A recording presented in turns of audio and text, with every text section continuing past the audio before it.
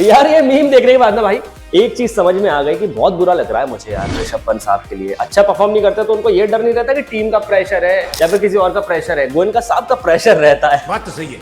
वैसे एक इंसान बड़ा खुश हो रहा होगा अभी, कौन? केएल राहुल। प्रेशर जो है ना मैदान पर मतलब प्लेयर्स पर नहीं होना चाहिए, लेकिन वो आफ्टर मैच वहीं खड़े हो जाते हैं। क्या हुआ, कैसे हुआ, क्यों हुआ? अरे ये तो फिर भी तू प्यार से बोल रहा है भाई, वो तो सीधे तो कैमरामैन ऑडियो नहीं सुनाता है, वरना तो फिर बहुत कुछ हो जाता। वेल स्वागत है, आप एक बार फिर से देख रहे हैं आप क्रिक कंपनी।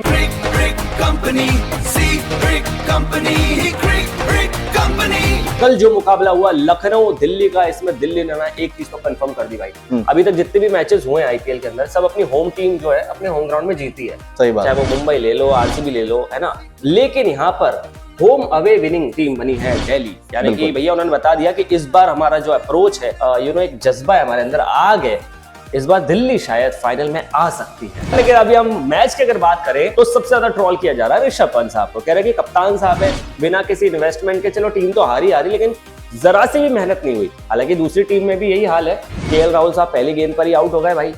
अब क्या कर सकते हैं, मतलब उनके साथ तो पनौती पीछा नहीं छोड़ रही है। हमें तो लगा था सिर्फ एलएसजी ही है जो उनके पीछे पड़ी है, नहीं उनकी बुरी किस्मत भी उनके पीछे पड़ी। मोहम्मद शामी साहब जो है उन्होंने केएल राहुल को पहली बॉल पर आउट कर दिया। ऐसा 2022 में भी उन्होंने किया था जब गुजरात के लिए उन्होंने डेब्यू किया था।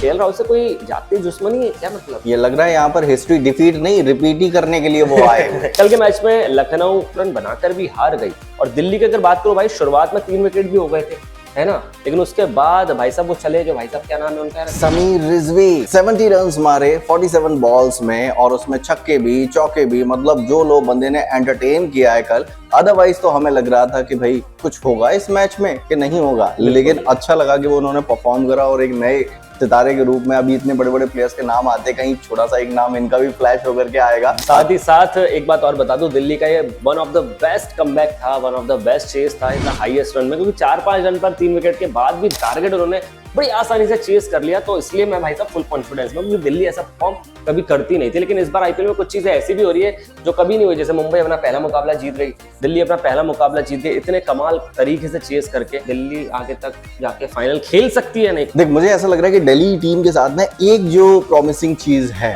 कि उनका ओनर संजीव गोयनका नहीं है।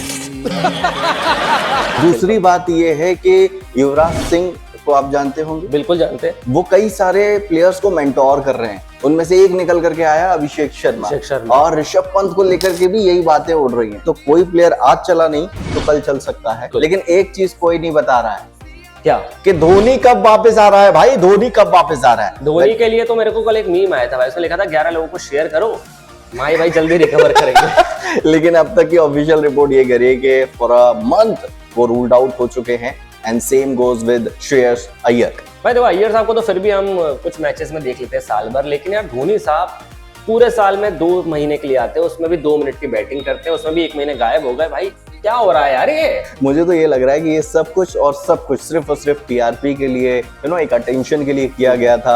ऑलरेडी आईपीएल अथॉरिटी को ये पता था कि ये बंदा अभी खेल ही नहीं पाएगा, स्टिल बस बनाया गया कि धोनी होगा। इसीलिए उनके कोच ने भी ये क्लियर नहीं करा था कि वो किस नंबर पर खेलेंगे या फिर क्या उनका रोल रहेगा एज अ स्ट्रेटेजिस्ट और एज अ प्लेयर। अब देखना ये कि भैया 1 महीने बाद कोई और हमें फुंसुड़ू छोड़ दिया जाएगा या सही में धोनी भाई जो है, माही भाई जो है, वो क्रीज पर आएंगे। बिल्कुल है, सबसे बड़ा अप्रैल फूल तो चेन्नई वालों का कट रहा है।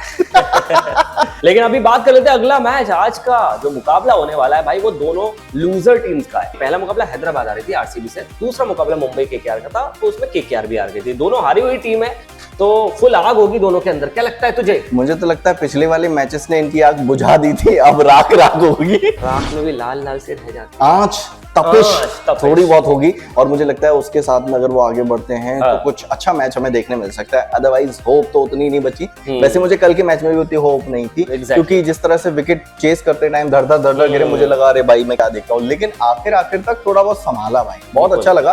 सो यही आईपीएल की खूबी है कि भाई आप जब सोचना बंद कर देते हो तब वहां से खेलना शुरू हो जाता है। सही कहा। और बात करें हैदराबाद की, तो देखिए पहला मुकाबला आरसीबी के साथ हुआ, थोड़ा सा एक बज़ भी था, आरसीबी का एक अलग ही खौफ भी था। विराट कोहली साहब आ रहे हैं, फैंस बेंगलोर के अंदर थे, तो हैदराबाद का ये मुकाबला हैदराबाद में ही होने वाला है। सो कहीं ना कहीं उनको एक होम ग्राउंड का एडवांटेज मिलेगा। बिल्कुल। और अभी जैसे कि मैंने थोड़ी देर पहले बताया, होम ग्राउंड में जितने भी मैचेस हुए उसमें ज्यादातर होम टीम्स जीती है, बस दिल्ली वाले को छोड़ दो मैच को। तो हैदराबाद को फायदा यहाँ मिल सकता है, लेकिन केकेआर के पास भी कमाल के बल्लेबाज हैं और रिंकू सिंह जो कि उतना कुछ कमाल कर नहीं पाए थे। अभी रिसेंट एक ट्रेजेडी से वो जूझ रहे हैं, मुझे लगता है कि शायद उन्हें थोड़ा टाइम लगेगा, लेकिन एक अच्छा मैच वो केकेआर की दिशा और दशा दोनों बदल सकता है। बिल्कुल केकेआर की, क्योंकि वो एक ही मैच था जिसमें 5 छक्के लगाए थे रिंकू ने, और उसका तो उनकी लाइफ ही बदल गई। मुझे लगता है कि वो एक एडवांटेज जो उन्हें मिला था वो अभी कंटिन्यू रहेगा। अगर इस साल भी वो कुछ कमाल करते तो यस, मेरा जो प्रेडिक्शन रहेगा भाई वो रहेगा कि केकेआर कोलकाता जो है इस मैच को जीत सकती है। जीते इस बार हैदराबाद ही, क्योंकि यार देखो समझा करो, आरसीबी के सामने काव्या मारन उदास सी हुई, वो मुझे अच्छा नहीं लगा दिल से, इसलिए मैं चाहता हूँ हैदराबाद जीते और वो खुशी से लहलहाएं। लेकिन आप बताइए प्रेडिक्शन फटाफट से दीजिए, ट्रिक कंपनी पर कमेंट करके चैनल को सब्सक्राइब करके बताइए आज के मुकाबले में कौन जीतेगा। और अगर आपको हमारे वीडियोस पसंद आ रहे हैं तो ऐसे प्यार देते रहिए, दोस्तों के साथ शेयर करते रहिए। आगे चल के बहुत सारे गिफ्ट हैम्पर्स, बहुत सारे कॉन्टेस्ट हम आपके लिए जरूर लेकर आएंगे। तब तक के लिए क्या करना है भाई? Bye bye, like share comment and subscribe.